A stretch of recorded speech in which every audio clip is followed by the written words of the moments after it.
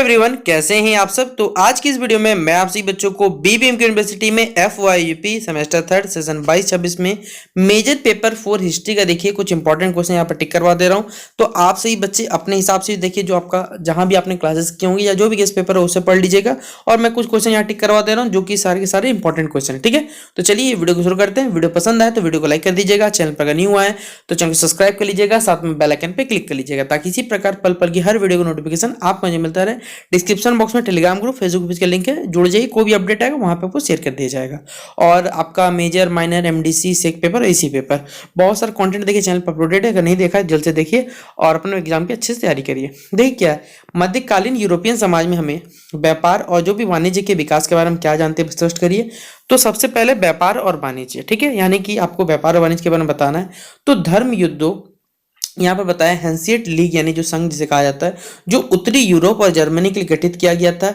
Mark पोलो का जो यात्रा वृत्तांत है तथा समुद्री यात्राओं आदि कारण व्यापारिक एवं वाणिज्यिक क्रांति यहाँ पर हुई, जिसके लक्षण यहाँ पर कुछ बताए गए हैं। जैसे पहला पॉइंट यहाँ पर बताया गया कि यहाँ पर पूंजीवाद का क्या हुआ, विकास हुआ। फिर बैंकिंग का विकास हुआ, ऋण सुविधाओं का यहाँ विकास हुआ और शिल्पी क्षेत्रों का पतन एवं नवीन जो कहते उद्योग था, यहाँ पर उद्योग था, ये उसका विकास हुआ। फिर पांचवा पॉइंट है व्यापारिक संगठनों में यहाँ पर परिवर्तन है और यहाँ पर कंपनियों का साझा हुआ। ठीक है, तो एक एक और सातवां पॉइंट हमारे पास है प्रभावकारी मुद्रा प्रणाली का विकास हुआ और आठवां पॉइंट वाणिज्यवाद। तो टोटल आपके 8 पॉइंट होते हैं। चलिए हम 8 को डिस्कस करते हैं। यहाँ पर पहला पॉइंट है यहाँ पर पूंजीवाद का उदय यानी राइज ऑफ कैपिटलिज्म। ठीक है, तो व्यापारिक क्रांति ने पश्चिम की विश्व के इतिहास में एक महत्वपूर्ण अध्याय का यहाँ पर इससे प्रारंभ हुआ। वस्तुतः इसके अभाव में क्या हुआ, आर्थिक जो जीवन की पद्धति थी इसकी कल्पना भी यहाँ पर नहीं कह सकती थी, क्योंकि इसने व्यापार का जो ढांचा था वो पूर्णतः ही बदल दिया था। इससे क्या हुआ कि धन की शक्ति की प्रतिष्ठा एवं लाभकारी व्यापार को विकसित करने के लिए इसने धन संचय की जो प्रवृत्ति को पूरा नष्ट कर पुष्ट किया एवं व्यापार के आधार यहाँ पर तय किए। इससे क्या हुआ, जो प्रतिस्पर्धी उद्यम में सिद्धांत को प्रतिष्ठित किया। संक्षेप में से कहा जाए तो व्यापारिक क्रांति जो है पूंजीवाद व्यवस्था में तत्वों के विकास के लिए उत्तरदायी है। अगला पॉइंट है देखिए यहाँ पर सट्टेबाजी का आरंभ यानी बिगिनिंग ऑफ स्पेकुलेशन। क्या है, इस क्रांति ने सट्टेबाजी को भी विकसित किया जा रहा था, जो आज भी आर्थिक क्षेत्रों में क्या विद्यमान है। बहुमूल्य धातुओं की आपूर्ति, त्वरित गति से बढ़ती हुई कीमतों तथा रहन सहन में आर्थिक समृद्धि पर बल जैसे तत्वों ने व्यापार में क्या हुआ, सट्टेबाजी यानी जिसे जुआ भी कहा जाता है की प्रवृत्ति को यहाँ पर जन्म दिया। फिर अगला यहाँ पर विश्व का क्या हुआ, यूरोपीकरण हुआ यानी यूरोपियनाइजेशन ऑफ द वर्ल्ड। इस क्रांति ने विश्व के यूरोपीकरण के महत्वपूर्ण योगदान दिया। यूरोपीकरण का तात्पर्य है कि यूरोपीय आचरण एवं संस्कृति के तत्वों को अन्य महाद्वीपों में क्या करना है, यहाँ पर प्रसार करना है। यूरोप की यह प्रवृत्ति जो है एशिया के कई देशों तक पहुंची। फिर चौथा पॉइंट है हमारे पास दास प्रथा की जो पुनर्स्थापना यानी रिवाइवल ऑफ सर्वडम। ठीक है, यद्यपि दास प्रथा का जो उन्मूलन कर दिया गया था, अंग्रेजी, स्पेनी एवं जो पुर्तगाली थे उपनिवेशों में खनन एवं बागवानी के लिए कुशल एवं अकुशल श्रमिकों की मांग व्यापक रूप से बढ़ी थी, जिसके फलस्वरूप क्या हुआ, पहले अमेरिकन जो कैसे इंडियन जो हमारे भारतीयों को दास बनाने प्रयास करते थे, परंतु वो उन पर अब नियंत्रण रखना प्राय दुष्कर हो गया। फिर अफ्रीका से क्या हुआ कि यहाँ पर अश्वेत जो लोग थे कि आयात में इनका समाधान किया गया। फिर पांचवा पॉइंट है मध्यम वर्ग का आर्थिक शक्ति के रूप में क्या हुआ, यहाँ पर उदय हुआ यानी rise of the middle class as an economic power. मध्यम वर्ग एवं आर्थिक जो शक्ति के रूप में उभरा। इसमें व्यापारी वर्ग, बैंकर, जहाजों के स्वामी, प्रमुख पूंजी निवेशक तथा उद्योगपति सम्मिलित थे। इसमें क्या हुआ, इनके शक्तिशाली होने के कारण इनकी जो बढ़ती हुई समृद्धि तथा पतनशील सामंतवादी अभिजात वर्ग के विरुद्ध क्या हुआ, राजा की सहायता करना था। और छठा पॉइंट है औद्योगिक क्रांति का यहाँ पर मार्गदर्शन यानी guidance to the industrial revolution. व्यापारिक क्रांति का महत्व इस दृष्टि से भी अधिक है कि इसने औद्योगिक क्रांति का मार्गदर्शन किया। इसने इस ऐसे पूंजीपति वर्ग का गठन किया जो अपने अतिरिक्त पूंजी को लगाने के लिए नए अवसर की तलाश में थे। दूसरे नए उद्योगों को इसने क्या किया, प्रोत्साहित कर उत्पादित वस्तुओं के निर्यात को यहाँ पर गतिशीलता प्राप्त हुई। तीसरे औपनिवेशिक साम्राज्य की स्थापना से यूरोप में कच्चे माल का भंडार लग गया, जिसके परिणामस्वरूप क्या हुआ, ऐसी वस्तुओं की व्यापक आपूर्ति शुरू हुई जिन्हें अब तक वैभव एवं विलासिता की वस्तुएं समझा जाता था। इससे अधिकांश वस्तुओं का क्या हो गया, निर्माण जो है वो उद्योगशाला में होता था। अतः प्रतिबंधों से मुक्त बहुत से स्वतंत्र उद्योगों की यहाँ पर स्थापना हुई, जो कि एक महत्वपूर्ण घटना थी। अगला पॉइंट है हमारे पास है वाणिज्यवाद यानी कि मर्चेंटिलिज्म जिसे आप लोग कहते हैं इंग्लिश में।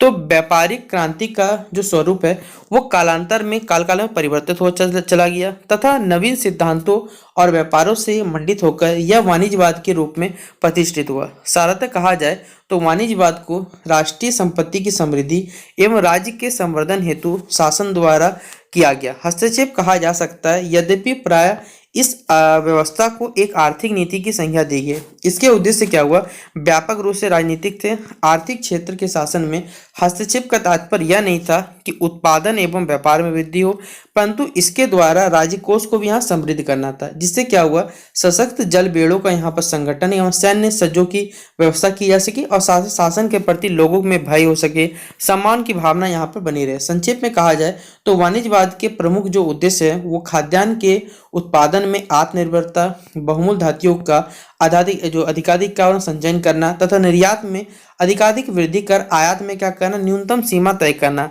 शासकों ने क्या किया, अपनी सीमा तथा अपनी शक्ति द्वारा शासित राज्य की शक्ति की वृद्धि की। इस नीति के कारण ही क्या हुआ, कभी कभी वाणिज्यवाद को राज्यवाद का दर्जा भी यहाँ पर दिया गया या फिर इसको कह सकते हैं संज्ञा से मिला गया। फिर इससे कोई निसंदेह नहीं है कि एक असक्त विघटित सामंतशाही व्यवस्था के स्थान पर व्यवस्थित सशक्त निरंकुश राजतंत्र की आवश्यकता ना हो तो संभवतः वाणिज्यवाद का विकास भी ना हुआ होता। इसका विकास मात्र राजाओं ने ही नहीं किया, वरना ये नए उद्योग कर्मियों एवं व्यावसायिक पूंजीपतियों ने भी अपने स्वार्थ की पूर्ति के लिए इसे भरपूर सहयोग एवं प्रोत्साहन दिया। तो ये हमारा पहला क्वेश्चन का आंसर हो गया, जो आप लोग कॉपी में अच्छे से नोट डाउन कर लीजिएगा। जो आपसे बच्चों को सिलेबस से देखिए इंपॉर्टेंट क्वेश्चन था, जो मैंने आपको यहाँ टिक करवा दिया। अगला है देखिए सामंतवाद। सामंतवाद से आप क्या समझते हैं, उसकी ऐतिहासिक पृष्ठभूमि देखिए ये टॉपिक जो हमारा सेकंड वाला पार्ट है ये मेरे हिसाब से नहीं लगता कि इंपॉर्टेंट हो सकता है। बाकी आप पढ़ना रहे तो मैं आपको बता दूंगा, कोई दिक्कत नहीं है, लेकिन मेरे हिसाब से नहीं लगता कि इंपॉर्टेंट है क्योंकि बहुत बड़ा इसका पार्ट इससे जुड़ जाए। पहले सामंतवाद बहुत बड़ा टॉपिक है और एक आपको दूसरा टॉपिक जुड़ जाएगा। तो क्या है फेडरलिज्म, चलिए आने जाने की कोशिश करते हैं हम लोग यहाँ पर। तो पहला ही बताया है सामंतवाद, जिसे अंग्रेजी में फेडरलिज्म के नाम से जाना जाता है, मध्यकालीन यूरोपीय इतिहास की एक प्रमुख विशेषता रही है क्योंकि उस युग की जो राजनीतिक, सामाजिक और आर्थिक व्यवस्था इसे सामंतवाद या फिर सामंततंत्र के नाम से आधार पर टिका हुआ है। विल ड्यूरांट का मत है कि इतिहास का अधिकांश आर्थिक और सामाजिक रचनाओं के समान सामंततंत्र का भी जो स्थान है समय और मानव स्वभाव की आवश्यकता को अनुकूल था। आज के वातावरण में हमें यह प्रथा भले ही अनुचित लगे, परंतु हमें क्या करना है, अपने आरंभिक काल में सामंत तथा जो न्याय संगत एवं उचित होने के साथ साथ यहाँ बताया कल्याणकारी भी हो। नेथलियन प्लॉट एवं जीन ड्रमंड ने के अनुसार यहाँ पर कहा गया कि जिस जमीन एवं स्वतः पर ऊपर अपने से ऊपर की शक्ति को सुख देना पड़े तो वह क्षेत्र जो है फ्यूलेड लॉर्ड के लिए हिंदी में सामायता सामंत शब्द और उसकी परंपरा या प्रणाली के लिए कहा जाए तो सामंत शब्द का यहाँ पर प्रचलन स्टार्ट हुआ। बीच के अनुसार प्रत्येक व्यक्ति को यहाँ पर बताया गया अपने से निम्न वर्ग का शोषण करने का अधिकार था, तो साथ ही साथ अपने से ऊपर वाले जो वर्ग थे उनसे शोषित होने का भी अधिकार था। सामंतवाद के यहाँ पर 3 प्रमुख अभिलक्षण बताए गए हैं। पहले हमारे पास लक्षण जो बताया गया है वो है जागीर। यह साधारणतः क्या था, यह साधारण भूमि होती थी। फिर अगला है हमारे पास संरक्षण। भूमि देने वाले तथा भूमि पाने वाले के मध्य जो था वो निकट संबंध स्थापित करना था। फिर तीसरा जो हमारे पास पॉइंट है वो है संप्रभुता। अपने क्षेत्र में भूस्वामी का पूर्ण अथवा आंशिक नियंत्रण प्रकार स्पष्ट है कि यहाँ पर मध्यकाल में सामंतवाद वह व्यवस्था है जिसकी अंतर्गत क्या होता है, बड़े भूस्वामी उन प्रभुसत्ता जनित अधिकारियों का उपयोग करते हैं जिन पर पहले राजाओं का अधिकार था। संक्षेप में कहा जा सकता है सामंतवाद एक प्रकार का व्यक्तिगत शासन था जिसमें भूमि की एक विशिष्ट व्यवस्था होती थी। अगला पॉइंट है हमारे पास ऐतिहासिक पृष्ठभूमि यानी हिस्टोरिकल बैकग्राउंड। सामंत तंत्र का जन्म जो है किसी शासक की आज्ञा अथवा कुछ व्यक्तियों के संयुक्त प्रयास की उपज नहीं था। इसकी उत्पत्ति जो है अपने आप स्वाभाविक रूप से हुई थी। 5वीं सदी के आरंभ में जब रोमन साम्राज्य खंड खंड होकर लड़खड़ाने लगा तो संपूर्ण यूरोप जो है वह अराजकता एवं अर्थव्यवस्था में डूब गया। ठीक है, अव्यवस्था में डूब गया। रोमन साम्राज्य को पूर्व और उत्तर की दिशाओं में बर्बर लुटेरों समय ने लूट डाला। ये बर्बर लोग भारत, यूरोपियन, इंडो अमेरिकन मूल की भाषाएं बोलने वाले बहुत से जर्मन कबीले ट्यूटन या गोथ थे जो रोमन साम्राज्य की सीमा से दूर उत्तर सागर से कृष्ण सागर तक के क्षेत्र में घूमते रहते थे। मध्य एशिया के यायावर घुड़सवार उन्होंने ना होने पर धावा बोला और हुनों का क्या किया, यहाँ पर हानवंशी शासकों ने मध्य एशिया से यहाँ पर जो कबीलों को खदेड़ा तथा जर्मन लोग भागकर रोमन साम्राज्य घुसने लगे। कई विद्वान यह भी कहते हैं कि जर्मन लोगों ने क्या किया, रोमन साम्राज्य पर आक्रमण नहीं किया था, अपितु वे आश्रय की तलाश में रोमन साम्राज्य घुस गए।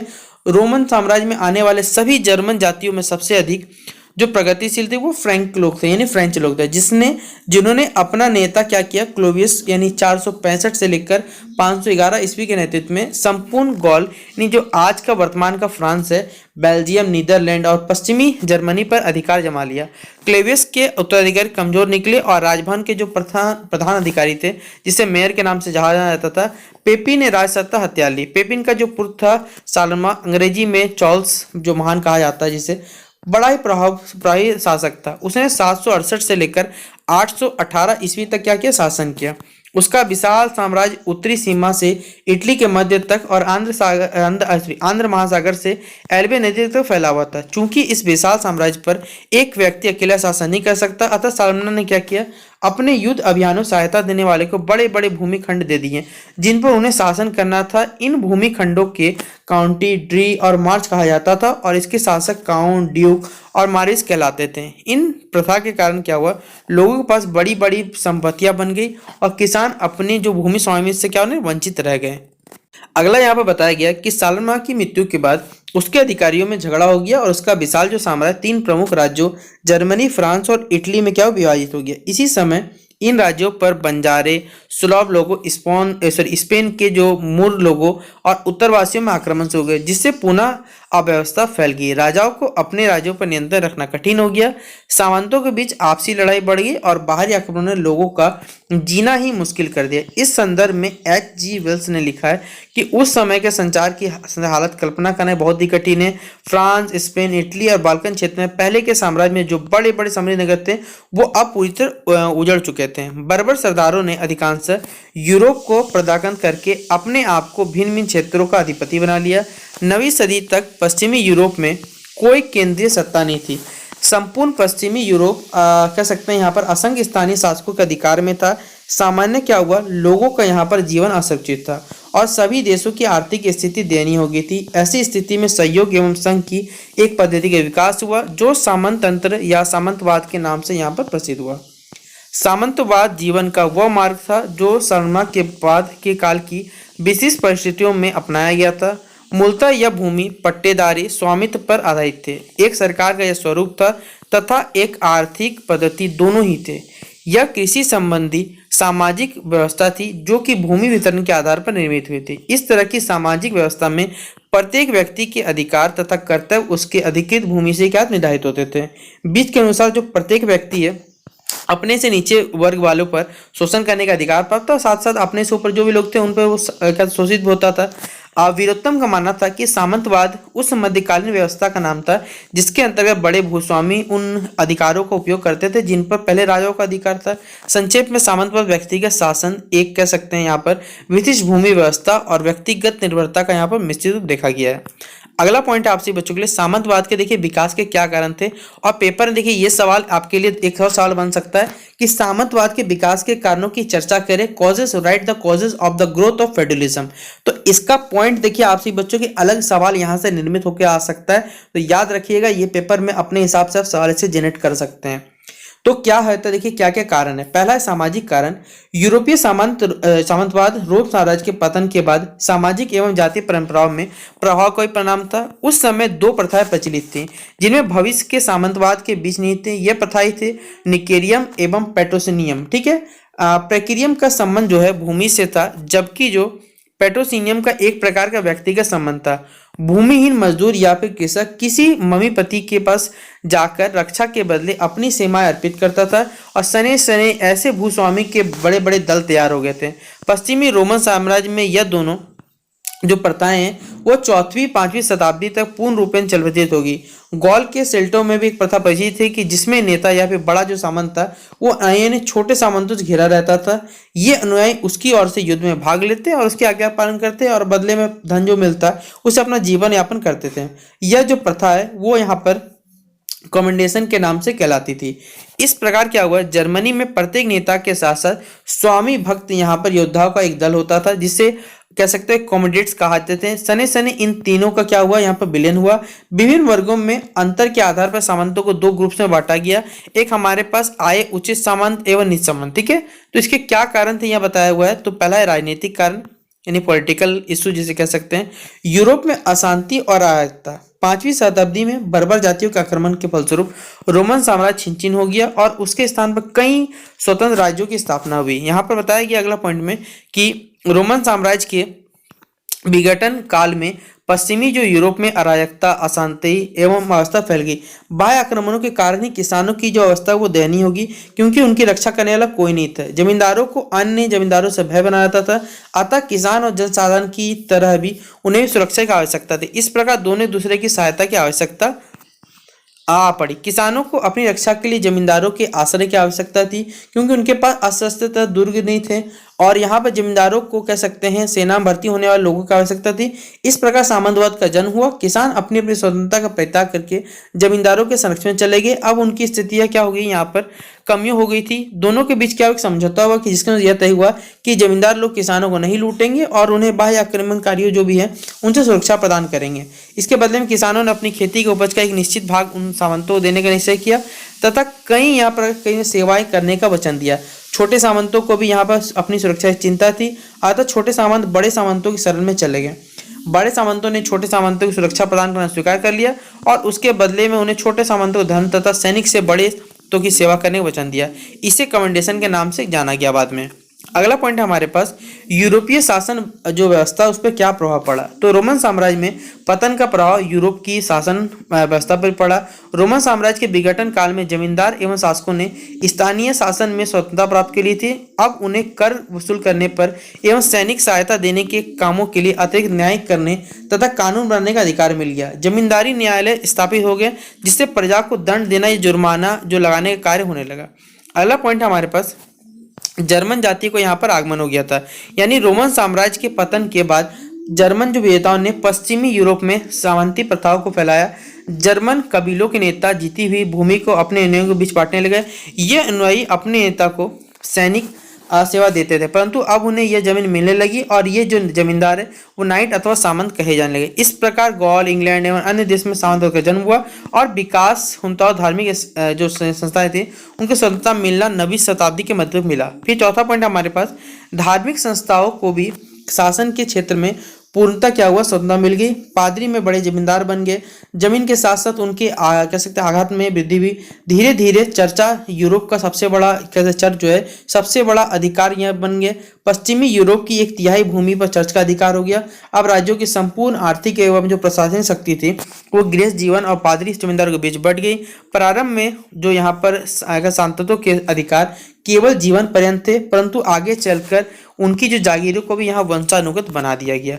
और ये रहा हमारे आज के वीडियो का जितना इंपॉर्टेंट क्वेश्चन था वो कंप्लीट हुआ। अब एक लास्ट वीडियो आएगा, देखिए, जहाँ पर टोटल जो बचा कुछ इंपॉर्टेंट लग रहा है मुझे वो मैं आपको कंप्लीट कोशिश करूंगा। तो फिलहाल अगर ये वीडियो पसंद आया हो तो दोस्तों को शेयर करने में कोई कमी नहीं होनी चाहिए। मिलते हैं नेक्स्ट वीडियो पे, तब तक के लिए जय हिंद, जय भारत।